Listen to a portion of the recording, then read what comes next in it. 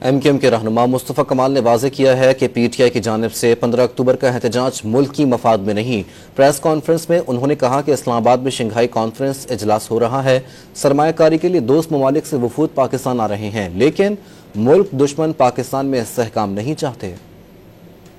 15 تاریخ کو سربراہان مملکت جو ہے دوسرے ممالک کے وہ لینڈ کر رہے ہوں گے پاکستان میں، اور اسی ٹائم پر ڈی چوک پر جو ہے وہ مظاہرہ اور احتجاج اناؤنس کیا گیا پورے پاکستان پی ٹی آئی کی جانب سے۔ 15 تاریخ کا جو احتجاج ہے،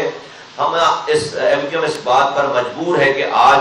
ہم لوگوں کے سامنے اپنی بات رکھیں کہ یہ کہیں سے بھی ملک کے مفاد میں نہیں ہے، یہ کہیں سے بھی اداروں کے ریاست کے مفاد میں نہیں ہے۔ اس سے پہلے آپ احتجاج کرتے رہے ابھی چند دنوں پہلے تک، اس کے بعد بھی دن آئیں گے، لیکن عین اس دن تو اس بات پہ جو الزام لگتا ہے آپ کے اوپر پی ٹی آئی کے اوپر کہ یہ انٹائر اسٹیٹ پالیسیز اور اپنا عمل کر رہی ہے، ان کے اس احتجاج کی کال سے اس بات کو اور تقویت پہنچتی ہے۔